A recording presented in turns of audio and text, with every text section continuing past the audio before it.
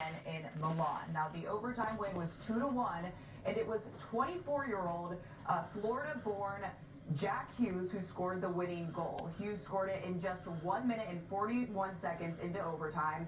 And today in an NBC interview after the win, Hughes was saying how proud he was to be an American and so proud to win for our country. And today, Mike, is actually 46 years to the day since the U.S. previously took home the gold.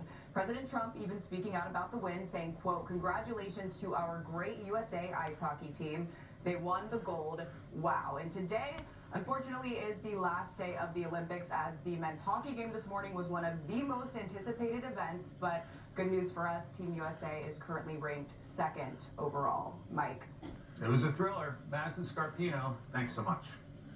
Now let's bring in sportscaster and Fox News contributor Jim Gray. Jim, welcome. Hey, Mike. Good to be with you. What a great day. You and Great day for America, great day for sports. Amen. You and I are old enough to remember the Miracle on Ice. How do you rank this one, and what do you make of the guts and perseverance of this American team? Well, this is just so great because it's been so long. You have to be old like we do, old enough to remember the Miracle on Ice, but I want to call this Magic in Milan, and it was just magical. And Jack Hughes, just incredible. He lost 2 teeth earlier in the game, and then he comes out and performs. And Connor Hellenbach, he's going to become now a household name because this guy turned away everything. He had so many shots on goal against him, 42, and he turned 41 of them away. So he's now going to go down. He's going to be the new Jim Craig, and we're going to celebrate Connor Hellenbach for the rest of our lives, and he is going to be celebrated everywhere that he goes. And just a huge glass of champagne to him. The whole country's so excited that he was able to carry Beautiful, that beautiful, beautiful. Jim, the 1980 team is credited with basically inspiring a lot of American kids to get into hockey and really growing the game. It makes me wonder where hockey may go from here when you have the United States men and women winning the gold over Canada. Well, there's going to be a huge uptick and a huge lift, and well, it should, because it was just so exciting to watch, and it was on a Sunday morning. Everybody was home from school, and everybody was, having nothing else really to do because football season has ended, and so it was just a great thing to have come on, at 8 o'clock, 9 o'clock, 10 o'clock Eastern time, and so everybody could congregate around the televisions and see what this is. So hockey will use this, and it will catapult quite a bit. That 1980 team, was just a much different setting. The Cold War was going on back then, and then to beat the Soviets and then go on to beat Finland the next a couple of days later to get that gold medal. And those guys, Mike Eruzione, he was in the crowd today, the captain of that team. And everybody remembers when he called everybody up to the stand. And now we're not going to forget Jack Hughes. And let's not forget his brother Quinn Hughes. A couple of days ago, my wife and I, we were over in Milan for the Olympics, and we saw him score the goal to beat Sweden in the quarterfinals in overtime. So that catapulted them on to the semifinals and the finals. So the Hughes brothers, just huge, huge hockey guys now in this country and forever will be. Can you imagine the depression in Canada, Jim? Because while they have owned the U.S. in recent tournaments, to lose in this fashion in overtime at the Olympics has to be crushing. I'm sure it is. They invented the game, and they've been they've been the standard bearer. They've been just so dominant. And I can remember being in Vancouver in 2010 when the Americans lost in overtime, and it was Sidney Crosby who broke the Americans' heart, much to the delight of Canadian fans and everybody who was in Vancouver for a home Olympics. So I'm sure it will be depressing, and I'm sure it will be tough to take. And when you saw them get their medals, you could just feel their disappointment. They played an incredible game. They dominated the game. They really dominated the game, but they didn't win. So, Jim, the National Hockey League shut down its season for several weeks to allow these guys, the pros, to go play in Milan. With the United States winning, do you say to the commissioner it must be worth it? Yes, for Gary Bettman and for everybody in the NHL, this was the best thing that could happen to the NHL. Because everybody sees this, everybody's excited about USA. Now these guys will all disperse back to their teams, but they will carry this with them everywhere that they go. And everybody will be talking about this for years and years and decades to come. So this was a great decision by Gary Bettman and the NHL to get this figured out and to let the players go play. Congratulations to the United States men's hockey team and their families. Amen. Fantastic. Unbelievable. The women and the men. Gold medals. Thank you, Mike. God bless them all. And God bless the other teams too, playing with the spirit of godly principles. And tragedy here, somebody trying to murder our president. How terrible, how terrible, how terrible, shameful, shameful. Stop the attacks on our president. And you Democrats that are verbally abusing him constantly, shame on you. Get your act together. Do this with godly principles. You don't have to agree with him, but at least he's the president, and he was elected by the people fairly and squarely. Give him his dues. God bless you. Get with it. It's America. We're all Americans. Do the best that you can do, and listen to God and godly principles. Jesus in your hearts, everybody. The use of gas, of course, is very concerning, whether that's either to set buildings on fire or actually set himself on fire as a suicide attack, also very concerning. And lastly, I'll say, just because the president wasn't there could be members of the family. And this is an attack on the residents before, right? We saw an attack at the campaign, and we saw an attack at a golf club. Now these people are attacking the actual personal residence of the president. It feels a little bit like it could be an escalation as well. According to the Associated Press, the shooter was reported missing by his family several days ago. Is it safe to assume FBI agents have arrived at his family home in North Carolina to ask a lot more questions about him and his mental health? Yeah, 100%. Right now, they are conducting or writing up search warrants, and then we'll be conducting search warrants without a doubt on the residents, doing interviews both of the family and the neighbors, and then looking at things like the phone, devices, search history, right? All the things, all the forensics, and also same with the vehicle. They'll be doing a search warrant for that vehicle to do a search of that as well. The biggest thing right now is, are there co-conspirators, right? Are there others involved? That's the big question.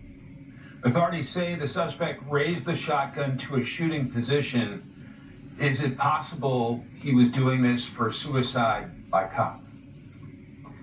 Certainly it's a possibility. We may not ever know that, but he's also dangerous, right? It could also be an assassination attempt or just to do a damage, but also could be suicide by cop. Obviously, anybody knows that they show up to that residence, raises a shotgun at authorities, is likely going to feel the heat of law enforcement. So we may not ever know the answer, but it's still concerning. Since this was a target today, thank God the president was not there, but since it was a target today, would you expect federal authorities to take measures to tighten up Mar-a-Lago even further? Yeah, anytime they have some sort of incident like this, they do after action and immediately will actually put up more security, not just at Mar-a-Lago, but other locations where he may be involved, along with other members of his cabinet, perhaps, and his family as well. And so, yes. And then also look at the event, like maybe should that street be shut down? I know there's been some discussion on that public road being shut down, going ahead. There'll be lots of assessments, but right now you can certainly expect security to be upped in all aspects of security for the president and his family. Brent McEachern, grateful for your analysis today. Thanks so much. Thanks, Mike. Prayers for sure needed. More breaking news after a quick break. Stay with us. Federal agents investigate how an armed 21-year-old man breached the perimeter at Mar-a-Lago last night. Let's go to Lucas Tomlinson live at the White House with more. Hi, Lucas. Good afternoon, Mike. And President Trump was here at the White House this weekend because he was hosting governors from across the country. He had dinner with them last night here at the White House. So far, President Trump has not posted anything about the shooting in Palm Beach at his Mar-a-Lago estate, but his press secretary has, Caroline Leavitt, taking to X to post the following, quote, "In the middle of the night, while most Americans were asleep, the United States Secret Service acted quickly and decisively to neutralize a crazy person armed with a gun and a gas canister who intruded President Trump's home. Federal law enforcement are working 24/7 to keep our country safe and protect all Americans. It's shameful and reckless that Democrats have chosen to shut down their department." And President Trump's Attorney General Pam Bondi also taking to X to post, "I have been speaking with President Trump and coordinating with our federal partners throughout the morning regarding the intrusion and shooting in Mar-a-Lago. Grateful that the president and our law enforcement agents are safe." Going back to Caroline Levitt's post, a reminder, Mike, that the Secret Service did this one on the House, shooting that suspect while not being paid because the DHS is shut down right now, at least the funding. Congress was out of session last week. They come back this week for the State of the Union address Tuesday. And this is all a sad reminder, Mike, that roughly 25% of U.S. presidents who had our 250-year history have either been assassinated or there's been attempts on his life. Mike? I know you're a great student of history, Lucas. Let's pick up on that point a little bit about the office of the president, the occupant of the presidency being targets of political violence over the years. And that's just it, Mike. You remember Ronald Reagan, 1981, the Hinckley assassination attempt. The president was shot. We've had 4 presidents who have been assassinated, but multiple others. Gerald Ford, there was 2 attempts on his life. Even going back to Andrew Jackson, there was attempts. You know, it's a very dangerous position to occupy. President Trump knows that. We remember the famous scene at Butler where he got up on the stage after having a bullet graze his ear, almost killed him, getting up there saying, "Fight, fight, fight." It really galvanized President Trump's supporters throughout the country, and some would argue helped him get reelected and come back here to the White House knowing the risks involved with the job. And now that there are military forces building up in the Middle East, it's not just domestic issues that are drawing out some of these alleged shooters, but perhaps what's going on in the Middle East, that might be something to look at. The president is a target. He knows this. Everybody knows this, and that's why the Secret Service works so hard to protect him, Mike. Lucas, as you know, busy week ahead for this president. He's got a State of the Union address Tuesday night, also thinking about what he's going to do about the Iranian regime. What about the week ahead? Well, the State of the Union address could be the president's moment to address the nation in Congress, not just on domestic matters, but what is going to happen with Iran. His special envoy, Steve Witkoff, and Jared Kushner are scheduled to meet again with Iran's foreign minister in Geneva this Thursday. But there's no guarantee that meeting will happen if President Trump decides to strike Iran. A lot's going to depend, Mike, over the next 48 hours. The Iranians owe the U.S. side a piece of paper, a document, a proposed nuclear agreement. The Iranian side only wants to talk about its nuclear program, and really, depending on what's on that paper, will determine whether or not President Trump orders strikes against Iran. Of course, we'll have comprehensive coverage of the State of the Union. Lucas Tomlinson, thanks very much. New York City issuing a historic and rare travel ban as a historic blizzard takes aim at the Big Apple. We have Fox weather coverage coming up in a new hour of Fox News Live. Stay with us. A 21-year-old man is dead after breaching the secure perimeter at President Trump's South Florida home last night. Welcome back to Fox News Live. I'm Mike Emanuel in Washington. Thanks for joining us. Secret Service agents and a sheriff deputy responding to a report of a breach encountered the armed 21-year-old who the sheriff says refused to drop the weapon before he was shot. Dana Marie McNichol is live in West Palm Beach with what we're learning right now. Hi, Dana Marie. Hi, Mike. Well, the sheriff tells Fox News that that man was a 21-year-old from North Carolina. The AP reporting that investigators believe he bought a shotgun on his way down to Florida. His motive still unclear as President Trump was in D.C. last night. Authorities held a presser here this morning to share more about how it all unfolded. At 1:30 this morning, the security detail detected that a individual had made his way into the inner perimeter of Mar-a-Lago. A deputy and 2 Secret Service agents on the detail went to that area to investigate. They confronted a white male that was carrying a gas can and a shotgun. He was ordered to drop those 2 pieces of equipment that he had with him, at which time he put down the gas can, raised the shotgun to a shooting position. At that point in time, the deputy and the 2 Secret Service agents fired their weapons and neutralized the threat. He is deceased at the scene. The armed 21-year-old has been identified as Austin Tucker Martin from North Carolina. So let's take a look at the map of Mar-a-Lago. We know Martin made his way through the north gate, just yards from the ocean on a public road, which is now closed. The AP reports, according to a Secret Service spokesman, Martin drove into Mar-a-Lago as another car was exiting. Reports say Martin's family notified law enforcement that he was missing days ago. Now, the FBI, they are now leading the investigation and say this morning they're still inside Mar-a-Lago collecting and analyzing any evidence. It's still unclear if anyone else was involved. Kash Patel weighing in on X that the FBI is dedicating all necessary resources in the investigation as they work closely with the Secret Service and other federal partners. Now, people trying to access or trespass Mar-a-Lago happens fairly often here. Last summer, a 23-year-old man jumped the wall of Mar-a-Lago claiming he wanted to marry President Trump's granddaughter. In September of 2025, a woman was arrested for attempting to trespass multiple times, not to mention assassination attempt on President Trump's life at his golf course just miles away.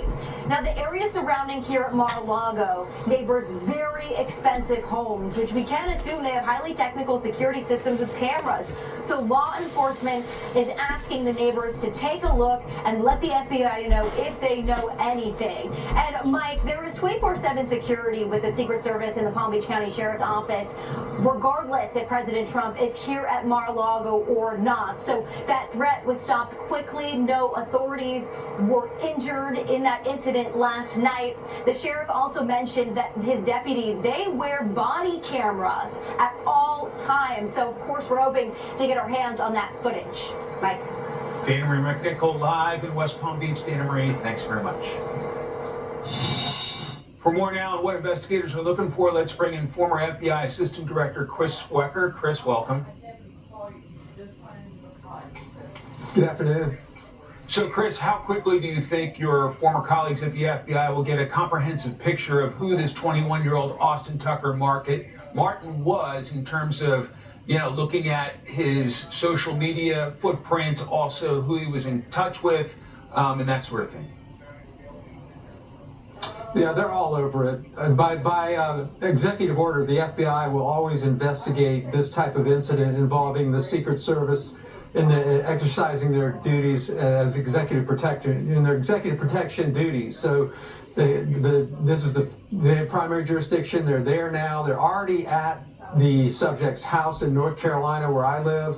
It's a rural area between Southern Pines and Raleigh. I'm sure they've got a consent search or going. If they can't get a consent search, they'll get a search warrant. And they're going to be all over his devices, all the electronic media, interviewing friends, families, all the social network. And they'll have a lot of information by the end of the day here. I think we're going to see the picture of a John Hinckley kind of person, just disoriented, no real plan, probably drawn to that area because it's the president's residence. And I think this investigation will, we'll know a lot within 24 hours. Chris, is the first question for the feds essentially whether this guy was a lone wolf or whether he had people with him? Absolutely. I mean, that's the first look. They will look at it from a security. We don't have a prosecution yet. I mean, and the only way we would have a prosecution is if there were co-conspirators. But they're also going to do, a shooting review, if you will. And part and parcel of that will be whether it was a legally justifiable shooting. And, as you mentioned, body cameras, sheriff's deputies are wearing body cameras, Secret Service wearing body cameras. I doubt we'll see that footage for a while because of the sensitivity of the shooting investigation itself. How shocked are you by this incident, Chris?